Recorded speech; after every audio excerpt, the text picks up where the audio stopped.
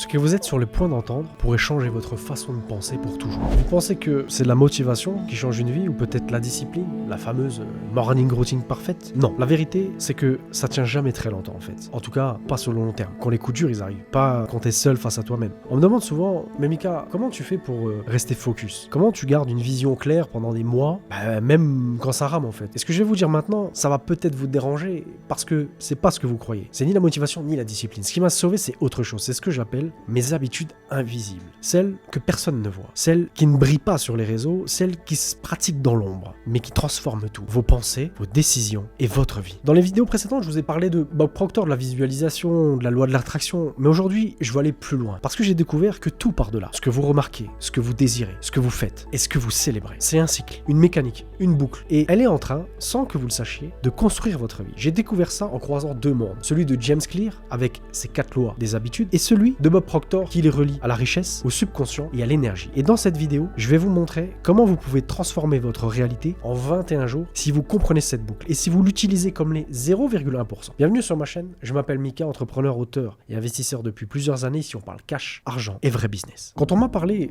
d'habitude pour la première fois, j'ai levé les yeux au ciel, d'accord? Je me suis dit, encore un truc de coach en développement perso qui veut que je change ma morning routine. Mais j'étais passé à côté d'un truc fondamental. James Clear l'explique très bien. Chaque habitude commence par un déclencheur, une chose que vous remarquez inconsciemment et qui déclenche un automatisme. Et là, ça m'a frappé parce que ce que tu remarques, même si tu t'en rends pas compte, c'est ce qui gouverne ta vie. La vraie question, c'est qu'est-ce que tu remarques? Est-ce que tu remarques tout ce qui te manque ou est-ce que tu remarques tout ce que tu peux bâtir? Est-ce que tu remarques les opportunités autour de toi ou est-ce que tu ne vois que les limites, les problèmes, les gens qui doutent de toi? Parce que ton cerveau, il est programmé pour chercher ce qui confirme ta réalité actuelle. Et si ta réalité actuelle, c'est je galère, je stagne, j'avance pas, alors ton cerveau va chercher des preuves pour valider ça. Et il en trouvera, crois-moi, tous les jours, à travers tes réseaux, tes conversations, ta manière de regarder l'argent, les autres, toi-même. Moi, je co-dirige une entreprise qui tourne, mais je plafonne, ou en tout cas, je plafonnais. J'avais l'impression de décider librement, mais mes journées, elles se ressemblaient toutes. J'ouvrais mon téléphone, au réveil, je sautais dans le feu de l'action sans réfléchir, et finalement, je me répétais les mêmes phrases. J'ai pas le temps, c'est pas le bon moment pour ce projet, faut déjà que je règle ça avant de me lancer là-dedans. Et ces petites phrases-là, je les disais sans les remarquer. Et elles étaient devenues mes commandes automatiques. Et tant que je les ai pas identifiées, je pouvais pas les casser. C'est là que Bob Proctor m'a secoué. Tu contrôles pas ta vie, tu contrôles ton paradigme. Et ton paradigme contrôle ta vie. Ce jour-là, j'ai compris que je vivais dans un système mental que j'avais jamais choisi consciemment. J'ai pratiqué cet exercice pendant une semaine et cet exercice, il m'a changé. J'ai arrêté d'essayer de changer en fait. J'ai juste observé. J'ai noté chaque habitude que j'avais en automatique. Mon premier geste au réveil. Les excuses que je répétais sans les entendre. Les pensées qui tournaient en boucle dès que je parlais d'argent, de succès ou d'immobilier. Et ce que j'ai vu, ça m'a mis une claque en fait. J'avais construit un quotidien qui était en train de tuer ma vision sans que je le réalise. Je disais que je voulais investir à Dubaï, m'élever, scaler, mais je passais 1 heure par jour sur des tâches inutiles. Et 0 minute à visualiser ou à travailler sur le futur moi que je désirais vouloir incarner. Et toi, est-ce que tu te remarques vraiment? Demande-toi aujourd'hui, est-ce que je remarque des opportunités ou juste les menaces? Est-ce que je remarque mes anciens schémas ou est-ce que je suis leur esclave? Est-ce que je remarque ce que je répète ou est-ce que je subis ce que j'ai hérité? Parce que ce que tu ne remarques pas, tu peux pas les transformer. Et ce que tu ne transformes pas te dirige tous les jours. Alors, je dis pas ça pour faire peur, d'accord? Je dis ça parce que j'y suis passé. Parce qu'il y a encore un an, je croyais être éveillé alors que je tournais en boucle. Et c'est ce premier shift, ce premier pas remarqué qui m'a permis d'enfin désactiver les scripts automatiques que j'avais et de commencer à créer ma réalité au lieu de simplement la survivre. Mais une fois que vous avez remarqué vos schémas, il faut apprendre à désirer autre chose, à vouloir plus. Mais pas juste avec votre tête, avec vos tripes. Et c'est là que 95% des gens échouent. Ils ne savent pas vouloir avec puissance. Dans la suite de la vidéo, je vais vous montrer comment cultiver un désir brûlant comme Bob Proctor l'enseignait. Avant d'aller plus loin dans le reste de la vidéo, n'hésite pas à la liker, à la partager, à activer la notification et de m'envoyer surtout un peu de force. J'en ai besoin pour les prochaines vidéos. Ce que tu veux vraiment, te fait-il peur ou te fait-il vibrer? Tu sais ce que j'ai compris en étudiant Bob Proctor cette dernière année, c'est que la majorité des gens ne savent même pas ce qu'ils veulent vraiment. Ils croient vouloir, ils disent qu'ils veulent plus d'argent, une meilleure vie, du succès, la liberté. Mais en creusant, tu te rends compte que le désir, il est flou, trop vague, trop tiède et surtout pas assez incarné. Et ça, c'est un problème parce que tu n'attires pas ce que tu espères, tu attires ce que tu désires avec conviction. Et James Clear le dit comme ça. Pour qu'une habitude tienne, il faut qu'elle soit alimentée par une motivation profonde, un vrai moteur, pas un caprice. Et Bob Bob, lui, il enfonce encore le clou. Tu dois transformer un simple souhait en une obsession saine, un désir si fort qu'il devient une idée fixe. Pendant des années, je me suis dit, un jour, j'investirai à Dubaï, mais ça restait un fantasme, une idée sympa, un fond d'écran sur mon iPhone. Puis un jour, en avril 2025, j'ai pris un papier et j'ai écrit noir sur blanc. D'ici 5 ans, je veux générer 10 000 euros par mois de revenus passifs grâce à l'immobilier à Dubaï. Et là, quelque chose a changé. C'était pas un souhait, c'était un engagement. À ce moment-là, j'ai compris ce que voulait dire Bob Proctor quand il parle de désir brûlant. C'est pas une émotion gentille, c'est une tension intérieure, un feu qui grandit à chaque fois que tu penses à ta vision. Mais attention, quand tu te connectes à un vrai désir, tu dois aussi faire face à un truc que personne t'a préparé à affronter. La peur de vraiment le réaliser. Ah oui, c'est paradoxal, mais tu vois, vouloir devenir riche, réussir, impacter, ça veut aussi dire quitter une ancienne version de toi, perdre certains repères. Tu vas te confronter finalement à l'idée que tu mérites ce que tu veux. Et crois-moi, la peur de l'échec, c'est une chose, mais la peur du succès, elle est bien plus sournoise. À ce moment-là, dans mon parcours, j'avais cette vision. Investir à l'étranger, devenir libre financièrement, développer des projets puissants autour du mindset. Mais il y avait un conflit intérieur. Une petite voix qui disait « Et si tu te plantes ? Et si les autres finalement te jugent ? Et si t'es pas à la hauteur ?» C'est là que Bob m'a encore une fois ramené à l'essentiel. Le désir, c'est l'indicateur de ce que tu es destiné à accomplir. Mais il t'est donné pour que tu bouges, pas pour que tu t'analyses à mort. Alors il y a eu un tournant dans ma vie, c'est que j'ai arrêté de réfléchir à mon objectif. Je l'ai ressenti, je l'ai visualisé. Et chaque jour, je me suis mis à répéter « Je veux ça et je vais l'avoir. » Pas si possible, pas si ça marche, mais je vais l'avoir. Et tu sais quoi ? Ce changement de posture intérieure a tout changé dans ma réalité extérieure. Pose-toi cette question. Qu'est-ce que je veux vraiment ? Est-ce que ce désir est suffisamment clair, suffisamment puissant pour que je sois prêt à changer radicalement pour l'atteindre ? Parce que si la réponse c'est non, tu vas passer ta vie à espérer. Mais si la réponse c'est oui, alors tu es prêt pour l'étape suivante. Agir avec un grand A. Mais attention, le piège, c'est de confondre mouvement et transformation. Tu peux te lever à 5h du mat,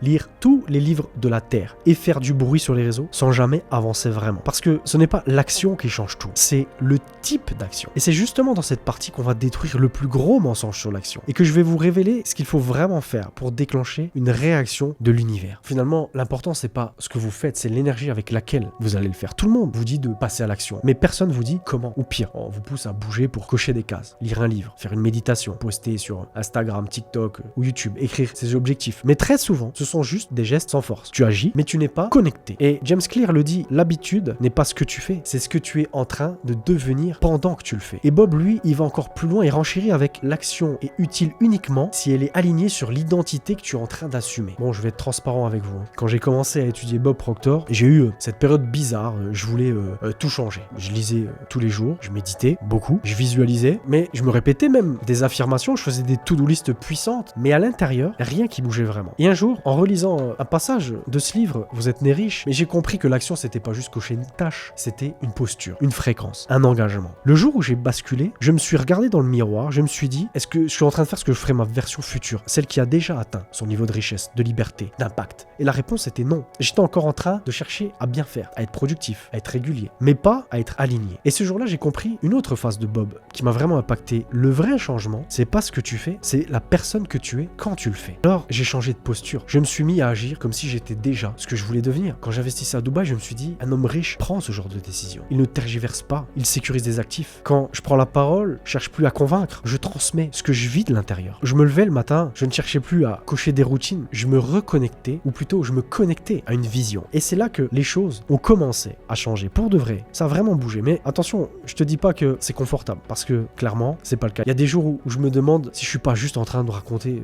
des histoires, à me raconter des histoires, mais à chaque fois que je vais agir comme ça, dans l'énergie, dans ma version supérieure, eh ben je vais gravir un échelon invisible. Et c'est là que tu deviens un peu plus celui ou celle que tu es censé être. Alors toi, maintenant, pose-toi cette question. Si j'étais déjà riche, aligné, puissant, comment je réagirais à cette situation précise aujourd'hui? Et ensuite, fais-le. Pas demain, pas après-demain, maintenant. Mais une fois que tu agis dans l'énergie, juste il y a une dernière étape que presque tout le monde oublie. Celle qui donne du sens à tout. Celle qui te permet de rester constant, même quand t'as pas encore les résultats. Et cette étape-là, c'est apprécier. Et c'est justement dans cette dernière partie que je vais te montrer pourquoi la gratitude mal comprise, elle va te maintenir dans la stagnation. Et comment la bonne gratitude peut devenir ton raccourci vers une richesse durable. Alors, tu peux remarquer, tu peux vouloir avec intensité, tu peux même passer à l'action avec puissance. Mais si tu ne sais pas apprécier vraiment sincèrement dans l'instant, alors tu restes bloqué dans le schéma de la course infinie. Et ça m'est arrivé il y a pas très longtemps, et pendant longtemps, moi j'ai cru que la gratitude c'était juste un truc de développement perso. Un journal comme je l'ai là, tu vois. Quelques phrases du style « Merci pour ma santé, pour ma famille, pour le toit au-dessus de ma tête. » Mais au fond de moi, je ressentais rien. Je cochais simplement la case. Je faisais mon taf de bon élève. Et puis, un jour, j'ai relu ce passage dans Vous êtes né riche. La gratitude, c'est le lien énergétique entre ce que tu as et ce que tu désires recevoir. Et ça fait toute la différence. Ça m'a mis une vraie claque parce que j'ai réalisé que je voulais recevoir plus. Alors que j'étais même pas capable de ressentir pleinement ce que j'avais déjà. Et Bob le dit souvent, d'ailleurs, ma femme me le dit souvent. Quand tu vis dans un état de gratitude sincère, tu t'alignes immédiatement sur la fréquence de l'abondance. Et là, tu comprends qu'apprécier, c'est pas dire merci pour ce que tu as, c'est ressentir que c'est déjà assez. Tu trouveras plus finalement. Et c'est le paradoxe que beaucoup n'arrivent pas à tenir. Et moi, j'avais aussi ce défaut-là, je faisais aussi cette erreur. Je suis comblé maintenant et je suis prêt pour encore plus. Mais depuis un an que j'étudie Bob Proctor, je travaille encore chaque jour sur ça. Parce que en tant qu'entrepreneur, c'est dur. Tu as toujours un nouveau palier à franchir, à atteindre. J'ai toujours une nouvelle vidéo YouTube à sortir, un nouveau projet à lancer, des nouveaux chiffres à dépasser. Mais à force de courir, finalement, j'ai peut-être oublié que la richesse, elle est déjà là. Aujourd'hui, tu vois, je tourne dans cette vidéo dans un studio magnifique. Et parfois, je m'arrête, je regarde autour de moi et je me dis, mais Mika, il y a encore quelques années, t'étais encore à l'usine. Tu bossais dans le froid, la poussière, la graisse. Et je le fais encore aujourd'hui, ça m'arrive encore aujourd'hui. Mais maintenant, je suis là, à parler de mindset, à inspirer, à construire autre chose. Et là, j'ai une bouffée de gratitude vraie, pas un exercice, pas une routine, une connexion réelle à ce que j'ai co-créé. Pourquoi c'est vital? Parce que sans appréciation, tu deviens aigri. Et ça m'est arrivé. Ça m'arrive encore parfois aujourd'hui. Je suis encore en chemin, comme je te l'ai déjà dit, mais tu peux avoir de l'argent, des followers, du succès, mais tu te sens vide. Apprécier, c'est ce qui te donne l'énergie pour durer. C'est ce qui te protège du syndrome du j'ai jamais assez. C'est ce qui valide ton niveau énergétique actuel pour que la vie t'ouvre le suivant.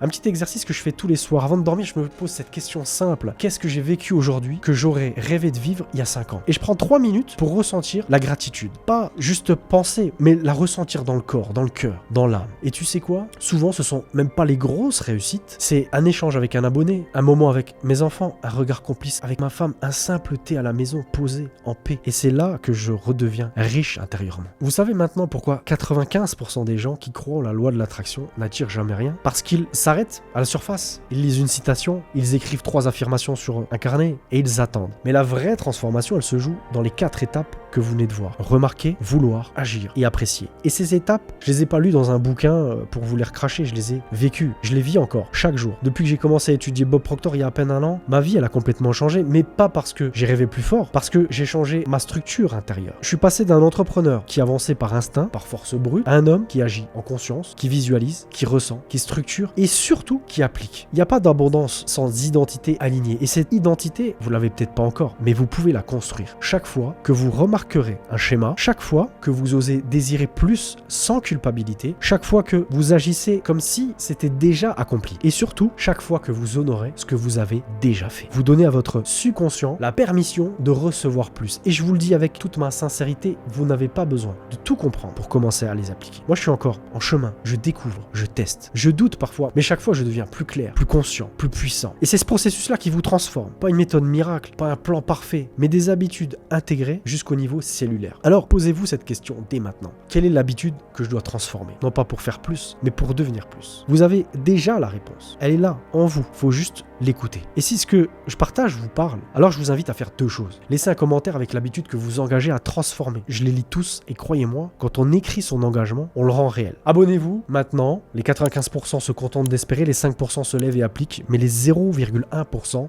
ils reprogramment leur esprit pour devenir le maître de leur réalité. C'était Mika, je vous dis à bientôt pour une prochaine vidéo.